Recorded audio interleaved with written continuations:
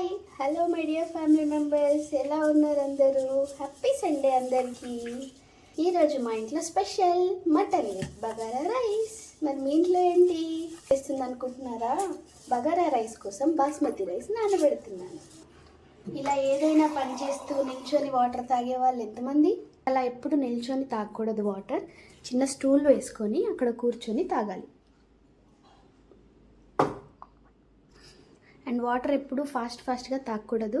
SIP by SIP తాగాలి. ఇలా ఆగి ఆగి తాగాలి. అలా సిప్ బై సిప్ తాగడం వల్ల మనకి వాటర్తో వచ్చే బెనిఫిట్స్ అన్నీ వస్తాయి. గటగట తాగడం వల్ల మన డైజెస్టివ్ సిస్టమ్ పైన ప్రెషర్ పడి యూరిన్ రూపంలో వెళ్ళిపోతుంది. బెనిఫిట్స్ ఏం రావు.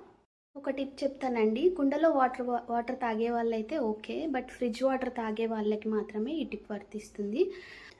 బెటర్ ఫ్రిడ్జ్ అవాయిడ్ చేసి కుండలో వాటర్ తాగడానికి ప్రయత్నించండి. ఒకవేళ ఫ్రిడ్జ్ వాటర్ తాగే వాళ్ళే అయితే ఎలాగూ డే మొత్తం ఫ్రిడ్జ్ వాటర్ తాగుతారు కాబట్టి మార్నింగే ఒక 1 లీటర్ 1.5 లీటర్ మీకు వీలైనంత వరకు నార్మల్ వాటర్ తాగడానికి ట్రై చేయండి. బికాస్ అప్పుడేం వేడి ఉండదు. మార్నింగే కాబట్టి మీకు కూడా చాలా బెనిఫిట్స్ ఉంటాయి మార్నింగ్ వాటర్ తాగడం వల్ల.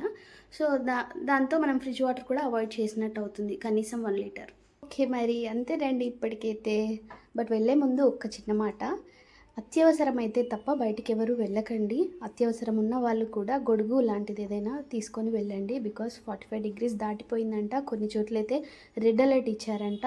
హైదరాబాద్లో ఉన్న వాళ్ళు కూడా ఇంట్లోనే ఉండండి. ఎమర్జెన్సీ సిచ్యువేషన్స్లో సేఫ్టీ మెజర్స్ పాటిస్తూ బయటికి వెళ్ళండి. ఎండ చాలా ఉంది, చూశారు కదా, ఫుల్ వేడిగా ఉంది.